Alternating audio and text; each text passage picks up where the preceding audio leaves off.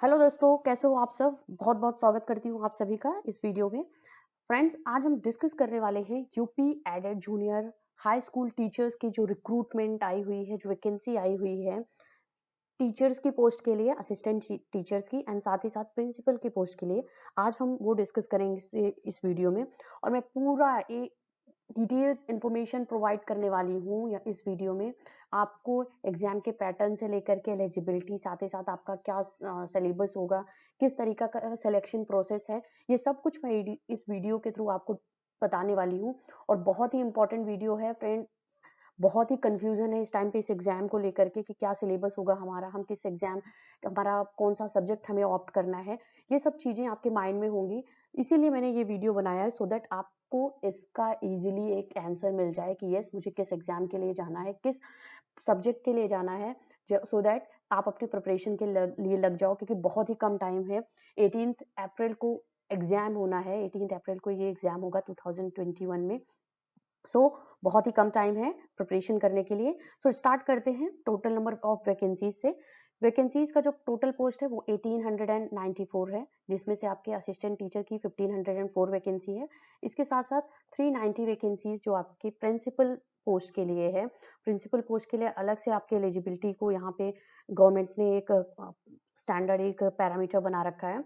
Assistant teacher पे हम focus करेंगे। असिस्टेंट टीचर की जो वैकेंसी का जो टोटल नंबर ऑफ है वो 1504 1504 वैकेंसीज आपकी हैं। अब इसके एज लिमिट की बात कर लेते हैं। असिस्टेंट टीचर की जो मिनिमम एज है 21 एज होना चाहिए। जो भी कैंडिडेट्स, जो भी स्टूडेंट्स इस एग्जाम के लिए अपियर होने चाहिए, उनका जो एज लिमिट है वो 21 and not less than 21, not more than 40 years. 21 to 40 years ये एज एज का आपका लिमिट है। आप इस पोस्ट के लिए अगर जाना चाहते हो तो आपकी एज लिमिट 21 से 40 होनी चाहिए। इसके साथ ही साथ प्रिंसिपल की पोस्ट के लिए अगर आप जाना चाहते हो तो आपकी मिनिमम एज जो है वो 30 होनी चाहिए। नेक्स्ट हम बात करते हैं किस तरीके से हमें अप्लाई करना है इस एग्जाम के लिए, क्योंकि नोटिफिकेशन आ चुके हैं। इवन एग्जाम आज से फॉर्म्स भी फिलिंग स्टार्ट हो चुकी है 3 मार्च से। तो इसका जो अप्लाई करना है आपको, वो आपको, आप जूनियर हाई स्कूल टीचर्स की जो वैकेंसी है या प्रिंसिपल की वैकेंसी के लिए जाना चाहते हो तो आपको www.updled.gov.in ये साइट, ये इनका वो है, वेबसाइट है। इस पे जाकर के आप क्रोम, मोजिला या आप किसी भी आपके ब्राउजर से आप इस वेबसाइट पे जाकर के क्लिक करके वहां पे आप डिटेल्स भी चेक कर सकते हो, साथ ही साथ अपने फॉर्म को फिल कर सकते हो। रजिस्ट्रेशन प्रोसेस इस एग्जाम के लिए स्टार्ट हो चुके हैं। नेक्स्ट हम इंपॉर्टेंट डेट्स की, यस फ्रेंड्स, इंपॉर्टेंट डेट्स इस एग्जाम के लिए क्या क्या है वो मैं आपको बता दूं यहाँ पे। एप्लीकेशन का स्टार्टिंग जो डेट है फॉर्म फिलिंग का, दैट इज स्टार्टेड फ्रॉम 3 मार्च 2021। मतलब आज से 3 मार्च से ये एग्जाम्स के लिए आपके ऑनलाइन एप्लीकेशन के प्रोसेस स्टार्ट हो चुके हैं। Yes, exam online form filling होगा इस एग्जाम का। लास्ट डेट जो रजिस्ट्रेशन की है वो है 17 मार्च। मतलब आपके पास ओवरऑल 14 से 15 डेज का टाइम है, आप इस फॉर्म को फिल कर सकते हो। 17 मार्च इसकी लास्ट डेट है फॉर्म फिलिंग की, रजिस्ट्रेशन की फॉर्म फिलिंग की लास्ट डेट है 17 मार्च। एप्लीकेशन फी जो आपका लास्ट डेट है जब इसको सबमिट कर सकते हो, जो एप्लीकेशन फी है वो 18 मार्च है। और जो भी आपने एप्लीकेशन जो फॉर्म रजिस्ट्रेशन कर रखा है उसको, उस फॉर्म को आप कंप्लीट एप्लीकेशन फॉर्म जो है वो 19 मार्च तक आप इसको फिल कर सकते हो। सो 3 मार्च से स्टार्ट होकर के 17 मार्च तक का रजिस्ट्रेशन का प्रोसेस है। उसके बाद आप 18 मार्च तक आप अपनी फीस सबमिट कर सकते हो। 19 मार्च तक आप पूरा एप्लीकेशन फॉर्म अपना फिल करके उसका प्रिंट आउट ले सकते हो। जो आपका एडमिट कार्ड जो रिलीजिंग डेट है दैट इज ऑन 9 अप्रैल को, जो अभी गवर्नमेंट ने, जो अभी इस बोर्ड ने, जो जूनियर हाई स्कूल बोर्ड ने जो भी अभी तक डेट दी है वो आपके एडमिट कार्ड की जो डेट दी है, अब एडमिट कार्ड इश्यू होने की डेट आपकी 9 मार्च 2021 है। एंड एग्जाम डेट, यस बहुत ही इंपॉर्टेंट ये है, एग्जाम डेट जो होगा आपका वो 18 अप्रैल 2021। सो अप्रॉक्सीमेटली आपके पास 1.5 मंथ का टाइम है इस एग्जाम को प्रिपेयर करने के लिए। हैं जो मिनिमम क्वालिफिकेशन आपकी होगी वो क्या गवर्नमेंट ने इस एग्जाम के लिए आपको एलिजिबिलिटी आपकी दी रखी है। जो आपके असिस्टेंट टीचर की जो पोस्ट के लिए है, जो मैं बता रही हूँ आपकी 1500 एंड जो वैकेंसीज है 1500 के अप्रॉक्स, वो आपकी है कि आप जिस नाम से एटलीस्ट 2 इयर्स का आपका डिप्लोमा होना चाहिए, आपका मिनिमम 50% आपका स्नातक तथा शिक्षा स्नातक मतलब ग्रेजुएशन और बीएड में अगर आपने बीएड की डिग्री ले रखी है तो आपका मिनिमम 50% होना ही चाहिए ग्रेजुएशन एंड साथ ही साथ बीएड में। इसके साथ साथ आप अदर जो हैं जो अदर टीचिंग आपकी एलिजिबिलिटी या टीचिंग क्वालिफिकेशन लेकर के होते हैं कंप्लीट किया हुआ है, तो सिर्फ बीएड वालों के लिए नहीं है ये वैकेंसी, ये बीटीसी वालों के लिए है, बीएलएड वालों के लिए भी है, बीएससी जो 4 वर्षीय बीए का कोर्स होता है, BSc Ed and BA Ed, BSc Ed, ये जब जिन्होंने कर रखा है वो जानते होंगे इस एग्जाम को। तो इस एग्जाम का जो भी आपका टीचिंग क्वालिफिकेशन आपकी एक है, एजुकेशनल क्वालिफिकेशन के साथ साथ जो टीचिंग क्वालिफिकेशन है उसको कैंडिडेट्स भी इस फॉर्म को फिल कर सकते हैं। इसके साथ साथ कम से कम आपका 50% आपके बीए, बीएससी या बीएड में होना चाहिए। ये और साथ ही साथ ये तो आपकी एजुकेशनल क्वालिफिकेशन, और एक कंपलसरी जो क्वालिफिकेशन है, कंपल्सन है जो, दैट इज कि आपका स्टेट लेवल का या सेंट्रल लेवल का आपका टेट एग्जाम क्लियर होना चाहिए, वो भी upper primary level 6 to 8, not primary level 1 to 5 वाले ने जिन्होंने यूपी टेट या सी टेट का एग्जाम क्लियर किया होगा वो इस एग्जाम को नहीं फिल कर सकते, इस फॉर्म को नहीं फिल कर सकते हैं। जिन कैंडिडेट्स के, जिन स्टूडेंट्स के upper primary level mean 6 to 8 का जो एग्जाम होता है यूपी टेट या सी टेट का, उसको जिन्होंने क्लियर कर रखा होगा वही इस एग्जाम को फिल कर सकते हैं। तो साथ ही साथ आपकी एजुकेशनल क्वालिफिकेशन के साथ साथ आपका ये एक इम्पॉर्टेंट है जो टीचिंग एलिजिबिलिटी टेस्ट होता है, टीचर्स एलिजिबिलिटी टेस्ट, वो भी आपका क्लियर होना जरूरी है, क्योंकि ये एक पैरामीटर गवर्नमेंट ने डिसाइड करा हुआ है इस एग्जाम के स्टूडेंट्स के लिए। जो भी स्टूडेंट्स या जो भी कैंडिडेट्स इस एग्जाम के लिए जाएंगे उनके पास टीचिंग की सर्टिफिकेट, टीचिंग का सर्टिफिकेट भी होना चाहिए, एलिजिबिलिटी टेस्ट का सर्टिफिकेट भी होना चाहिए, उसको क्लियर होना चाहिए, वो भी अपर प्राइमरी लेवल का। नेक्स्ट हम बात करते हैं आपका फीस स्ट्रक्चर क्या है इस एग्जाम के लिए।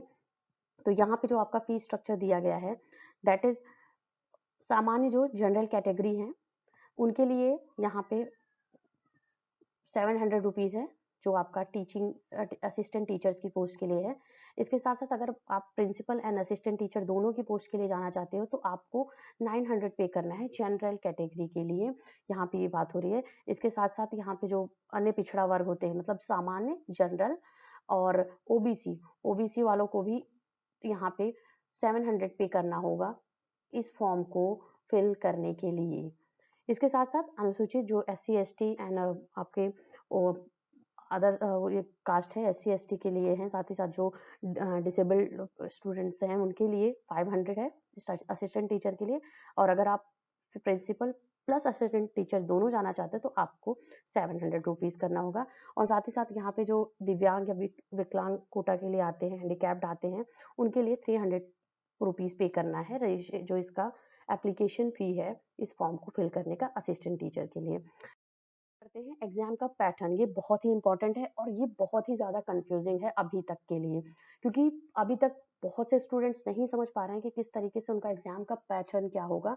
तो यहाँ पे मैं वो चीज़ बिल्कुल क्लियर करना चाहती हूँ, इसीलिए मैंने ये आपको ये क्लिपिंग मैंने यहाँ पे लेके आई हूँ, ये जो आपको पूरा पिक ये यहाँ पे है, ये मैंने बाकायदा वेबसाइट से इसको डाउनलोड कर रखा है और आपके लिए मैं लेके आई हूँ, कोई कहीं से कुछ रिटर्न का नहीं है, ये गवर्नमेंट ने जो अपनी वेबसाइट पे डाल रखा है इस टीचिंग एलिजिबिलिटी के, टीचिंग के एग्जाम पैटर्न के लिए, वो मैं आपको लेके आई हूँ। तो यहाँ पे आपका असिस्टेंट टीचर की हम बात करते हैं क्योंकि ये सबसे ज़्यादा इंपॉर्टेंट है हमारे लिए।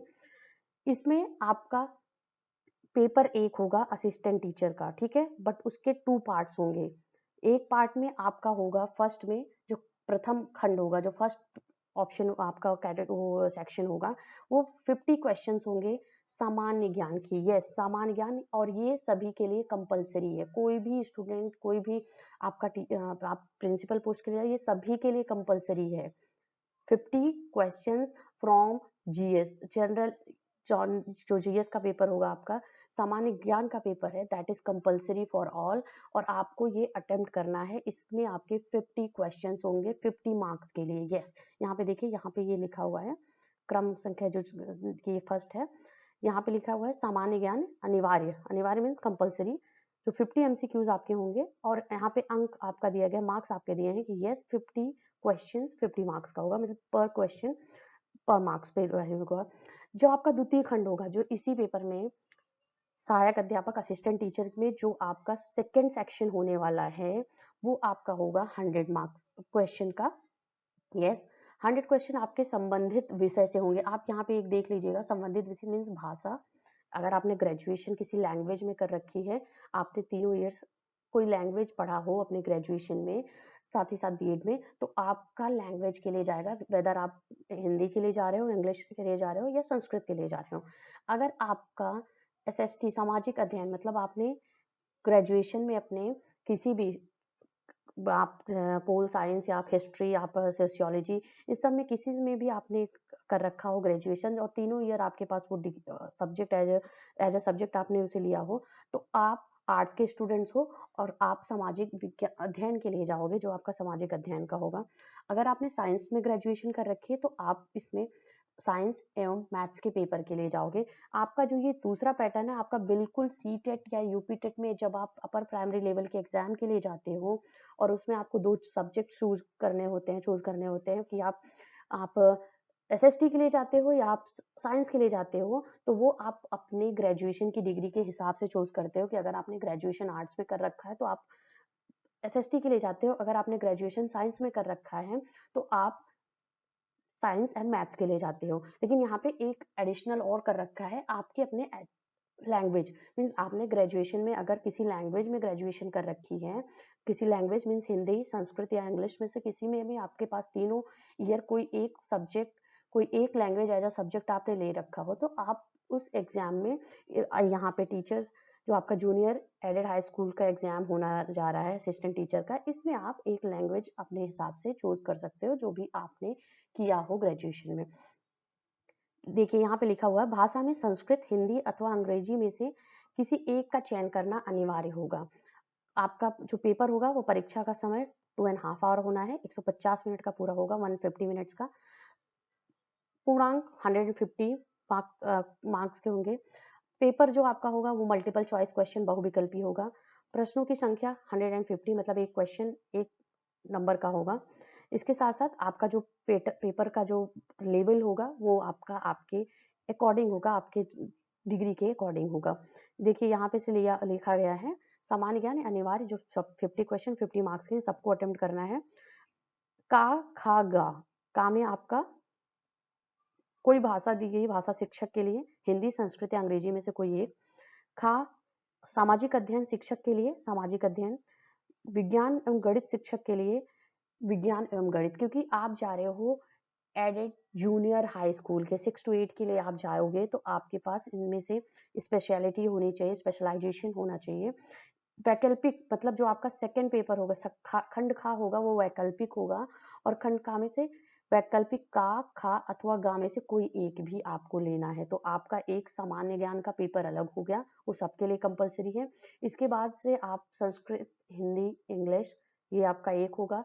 दूसरा आपका होगा सामाजिक अध्ययन, तीसरा आपका होगा गणित। इन तीनों में से आपको कोई एक लेना होगा आपकी ग्रेजुएशन, आपके एलिजिबिलिटी के अकॉर्डिंग। सो ओवरऑल 150 एमसीक्यूज आपके आएंगे, प्रश्न आएंगे, क्वेश्चंस होंगे और 150 मार्क्स का होगा। डिस्कस करते हैं यहाँ पे क्वालिफाइंग मार्क्स। यस, क्या मिनिमम क्वालिफाइंग मार्क्स आपके होंगे? पेपर आपका हिंदी इंग्लिश दोनों में होगा जी। और आपके असिस्टेंट टीचर के लिए जो यहाँ पे आपका क्वालिफाइंग मार्क है जनरल कैंडिडेट्स के लिए, यहाँ पे आपको होगा 150 मार्क्स में से आपको 97 लेके ही आना है, मीन 65% या उससे अधिक अंक आपके होने चाहिए। मिनिमम जो 65 के मिनिमम होगा या 65 से परसेंट के मिनिमम जाएगा, 65% की बात मैं कर रही हूँ, बट मार्क्स में आपके अगर 97 से कम होता है तो आप इस एग्जाम के लिए क्वालिफाई नहीं माने जाओगे। ये है इस एग्जाम की मिनिमम क्वालिफाइंग जो मार्क्स इसमें दिया गया है, मिनिमम क्वालिफाइंग जो आप एग्जाम के बाद जब वो करोगे कि आप यस आप इस एग्जाम को क्लियर किया है कि नहीं। अगर आपके 97 मार्क्स हैं, आप जनरल कैटेगरी से बिलोंग करते हो, तो आपने इस एग्जाम को क्वालिफाई कर लिया है। बट अगर आपके 97 मार्क्स नहीं है, आप जनरल कैटेगरी से है, तो आपने ये एग्ज़ाम क्वालिफ़ाई नहीं किया है। वहीं पे एसटी, एससी और ओबीसी के लिए जो है, जो फ्रीडम फाइटर्स हैं और जो दिव्यांग श्रेणी में आते हैं, उनके लिए जो मिनिमम यहाँ पे क्वालिफ़ाइंग जो होगा उसके लिए 90 मार्क्स उनको ले आना है। 90 मार्क्स उनको ले आना है, जिसमें से उनके 60% एटलीस्ट उनका होना चाहिए इस एग्ज़ाम को क्लियर करने के लिए। सो ये रहा मिनिमम क्वालिफ़ाइंग। कर लेते हैं आपका सिलेबस क्या होगा। बहुत ही जल्द मैं इस सिलेबस को डिस्कस करूँगी। जो जनरल पेपर आपका होना है, जो कंपल्सरी पेपर है, सामान्य ज्ञान का आपका जीएस का पेपर है, उसमें से आपको ये सब कुछ यहाँ पे मिलेगा। सामान्य ज्ञान, समसामयिक घटनाएँ और तार्किक तार्किक ज्ञान मतलब रीज़नेबल आपके नॉलेज से पूछा जाएगा। यहाँ पे राष्ट्रीय, अंतर्राष्ट्रीय महत्व के समसामयिक घटनाएँ मीन्स आपका करंट अफेयर्स भी इसमें पूछा जाएगा। एक इम्पोर्टेंट चीज़, करंट अफेयर्स भी इस एग्ज़ाम में पूछा जाएगा। इसके साथ-साथ आपका भारत का इतिहास, इंडियन हिस्ट्री एंड भारत का भूगोल, इंडियन ज्योग्राफी, भारत राजनीति, इंडियन पॉलिटिक्स, आपके पूरे पॉलिटिक्स से रिलेटेड, आपके कॉन्स्टिट्यूशन से रिलेटेड यहाँ पे चीज़ें पूछी जाएँगी। साथ ही साथ इकोनॉमिकल आपका जो चीज़ें हैं, सोशियोलॉजी से, साथ ही साथ डेवलपमेंट की जो चीज़ें हैं, ये आपके यहाँ पे पेपर का जो ये सिलेबस है होगा फर्स्ट पेपर के लिए। एनवायरमेंटल स्टडीज़ भी बहुत ही इंपॉर्टेंट है, इसमें भी आपको पूछे जाएँगे, क्लाइमेट चेंज से रिलेटेड क्वेश्चन होगा। सामान्य विज्ञान मतलब आपका होगा यहाँ पे, सामान्य विज्ञान से मतलब आप समझ लो कि आपको फिजिक्स, केमिस्ट्री, बायो सब कुछ इसमें पढ़ना है। जो जनरल स्टार्टिंग होते हैं, सामान्य मतलब जनरल चीज़ें आपको इससे पता होनी चाहिए। बट आपका ये ग्रेजुएशन लेवल पे एग्ज़ाम हो रहा है, तो आपका लेवल भी इसमें थोड़ा-सा मॉडरेट लेवल होना चाहिए कंपेयर टू अदर एग्ज़ाम्स। और साथ ही साथ हम तार्किक ज्ञान की बात कर रहे हैं, मतलब रीजनिंग से रिलेटेड जो क्वेश्चंस आएंगे, एनालॉजीज होंगे, असर्शन होगा, रीजन, बाउंड्री लॉजिक होंगे, क्लासिफिकेशंस होंगे, क्लॉक्स होंगे, कैलेंडर्स, कोडेड इनइक्वलिटीज और साथ ही साथ कोडिंग डिकोडिंग से आपके रीजनिंग से ये सिलेबस होगा। नेक्स्ट क्वेश्चन, नेक्स्ट वो आपका अब आ रहा है, जो आप टीचिंग के as a student, as a second paper में आप जो चूज करते हो, उस खंड खा में जो आप अपने ग्रेजुएशन के अकॉर्डिंग जो चूज करोगे। अगर आपने हिंदी सब्जेक्ट चूज कर रखा है, हिंदी से ग्रेजुएशन कर रखी है, तो आपको हिंदी लिटरेचर पूरा पढ़ना है, भाषा का इतिहास पढ़ना है, व्याकरण आपका ग्रामर होगा ही, और साथ ही साथ कॉम्प्रिहेंशन, अपठित गद्यांश एंड पद्यांश के क्वेश्चंस होंगे। प्रमुख लेखक और कवियों का इसमें सामान्य परिचय दिया जाएगा और इससे क्वेश्चंस होंगे, उनकी रचनाएं होंगी। अगर आप English as a subject choose करते हो, तो आपको history of English literature and language होगा। और मैं एक इंपॉर्टेंट चीज बता दूं कि मैं आगे अब इसी पे मैं फोकस करके वीडियो अपना बनाऊंगी, history of English literature and language से रिलेटेड, जो भी यहाँ पे इस वीडियो पे, इस चैनल पे आपको अवेलेबल होंगे। आप जाकर के चैनल पे देख भी सकते हो, जो भी अदर वीडियोस प्लेलिस्ट में अवेलेबल हैं, बहुत ही इंपॉर्टेंट वीडियोस वो बना रखे हैं मैंने already history of English literature से रिलेटेड, तो आप उसको अपना पढ़ सकते हो अपने प्रिपरेशन के लिए। ग्रामर का पार्ट होगा, अनसीन पैसेजेस होंगे और साथ ही साथ writers, general introduction and their works. अब राइटर्स से इसमें ये नहीं पूछा है कि हाँ कौन से राइटर्स होंगे, क्या है, ये थोड़ा सा कंफ्यूजन क्रिएट करने वाली चीजें हैं।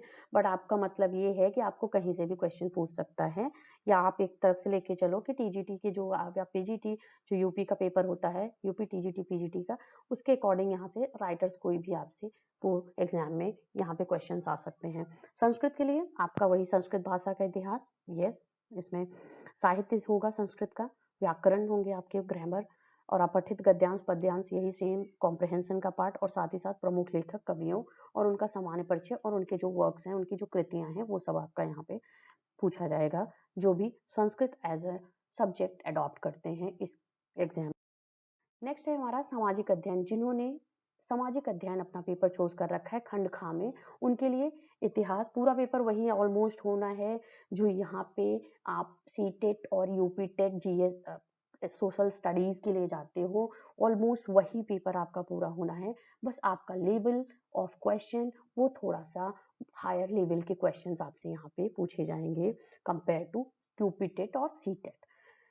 सेम ये आपका पूरा पैटर्न है। इतिहास के जानने के स्रोत, पाषाण काल, छठी शताब्दी एंड भारत के प्रारंभिक राज्य, भारत में मौर्य साम्राज्य, छठी शताब्दी धार्मिक विकास, साथ ही साथ यहाँ पे हम और हमारा समाज, मतलब पूरा इसमें आपका सब कुछ आएगा। जियोग्राफी आएगी आपकी, साथ ही साथ आपका पर्यावरण से आएगा, इंडियन इकोनॉमी से आएगा, और इंडियन हिस्ट्री ऑफ कोर्स वो भी आएगा, इंडियन पॉलिटिक्स से भी रिलेटेड आपकी चीजें नेक्स्ट हमारा है मैथ का पेपर, जो स्टूडेंट्स मैथ लिया है, मैथ एंड साइंस, उनके लिए होगा।